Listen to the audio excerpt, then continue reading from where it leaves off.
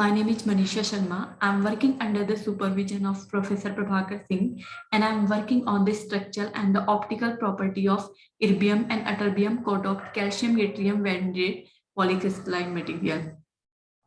Here is the overview of my presentation. Here I'll discuss about the photon up conversion, lanthanide as a luminescent material, the composition of lanthanide doped up conversion nanophosphor, the study of calcium yttrium vanadate co-doped with ytterbium and erbium. And in this study, we'll discuss about the method to synthesize this material.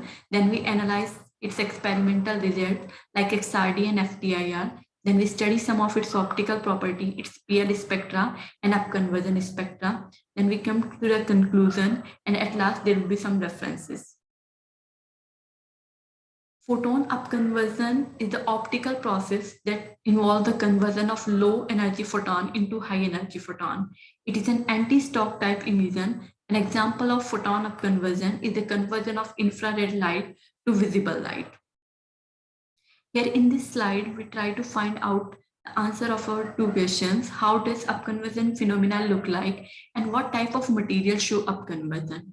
By looking at figure 1, it is clear that the photon upconversion is conversion of at least two low energy photon into high energy photon. And by looking at figure 2, we can say that the material which shows the upconversion should have rich ladder-like energy level and long-lived intermediate energy state.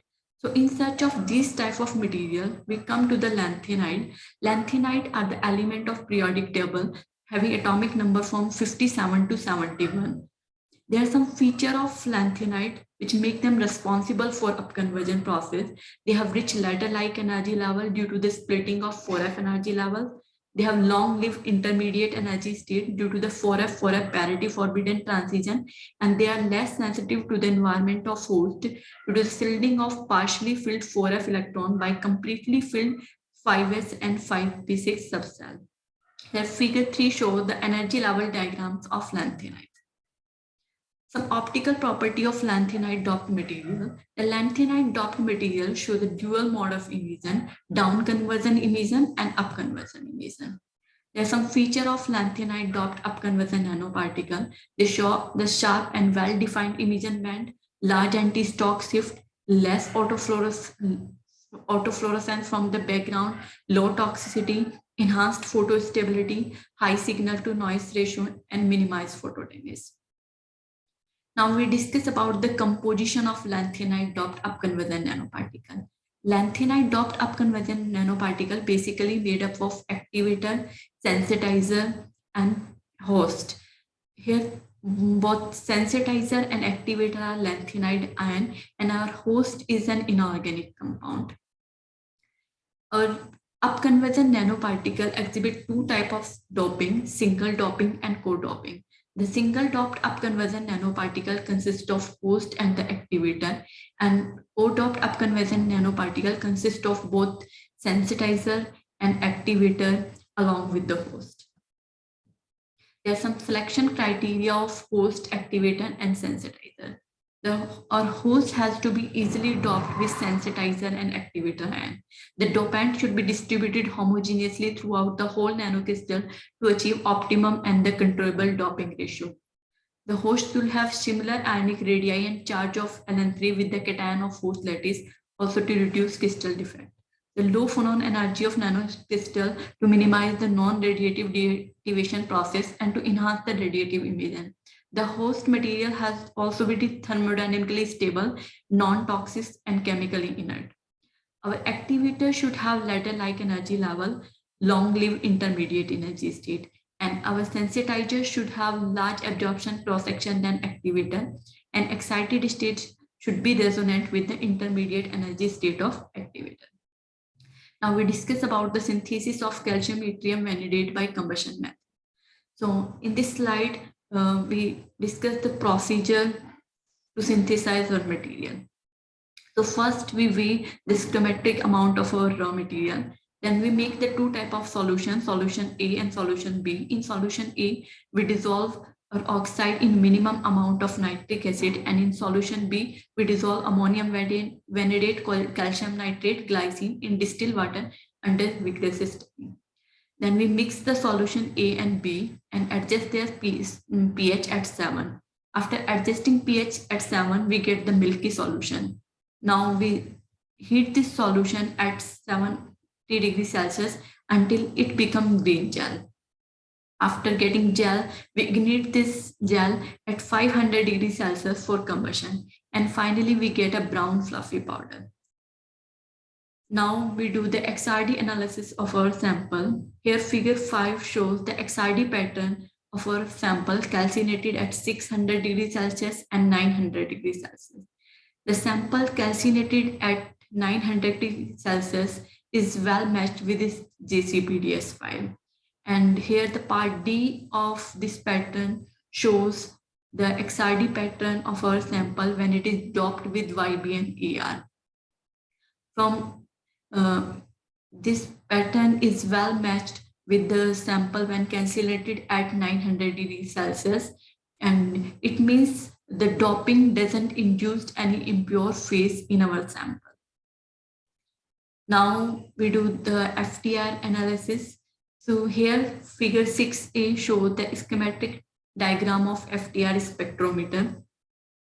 This FTR spectrometer work on the principle that when our sample is irradiated by the IR source, then it absorbs some specific frequency, which is well resonant with the vibrational frequency of the molecule and functional group present in the sample. Here the figure 6B shows the FTR spectra of our sample, and it is clearly visible from the figure that this strong peak at 750 corresponding to the vibrational frequency of VO1. Now we study some optical property of our prepared sample.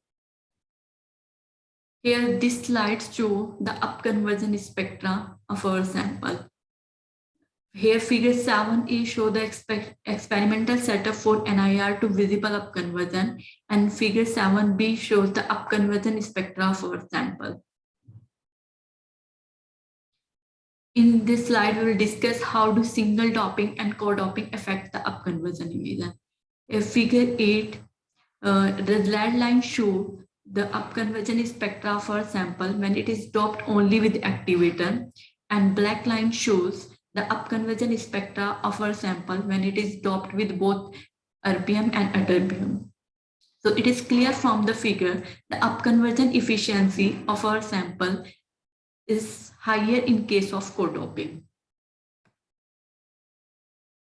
Now, in this slide, we will see the effect of increasing concentration of YB on the efficiency of upconversion emission. Here, it is clear from the figure 10 that as we increase the concentration of YB, the intensity of upconversion increase up to 15%. Now, if we further increase the concentration of YB, then intensity of upconversion will decrease. This phenomena in decrease in the intensity is known as a concentration punching. Now, in this slide, we'll see that the number of photons involved in the green and red emission is the direct relation between the output intensity and the input excitation power. The output intensity is directly proportional to the sum power of excitation pumping power. Now, if we draw a log-log plot between intensity of upconversion and excitation power, then we get the value of n, which is equal to 2. It means there's a 2-photon absorption process involved in the emission of green and red line. Here in this slide, we will see the dependence of upconversion spectra on excitation power. Here, as we increase the excitation power, the intensity of upconversion increase with increase in excitation power. Here we analyze the PL spectra of our sample. Here figure A shows the excitation spectra of our sample when it is monitored for the emission wavelength of 525 nanometer. Here we get a broad peak at 380 nanometer, which is corresponding to the transition of erbium ion from ground state to high excited state 2G11/2. And figure B shows the emission spectra of our sample when the excitation wavelength fixed at 380 nanometer. Then we get two broad peak at 525 nanometer and 553 nanometer. At the 525 nanometer corresponding to the transition of erbium ion from 2H11/2 to 4I15/2, and 553 corresponding to the transition of erbium ion from 4S3/2 to 4I15/2. Here's the conclusion. Here we successfully synthesize our sample through combustion method. The diffraction peak position of sample calculated at 900 degrees Celsius well matched with the JCPDS file and have rhombohedral structure with the space group R3C. In FTR spectra, a strong peak at 750 confirm the presence of Y4 group. Under the 980 nanometer excitation, YB3 and ER3 co-doped CYB produce green and red upconversion luminescence. The emission intensity increased significantly with the concentration of YB3 ion, and the optimal concentration of YB3 for the fixed concentration of ER is 15%. Both green and red emission are two photon absorption process. And along with the upconversion, our material also exhibit down conversion emission. Here's some references. Thank you.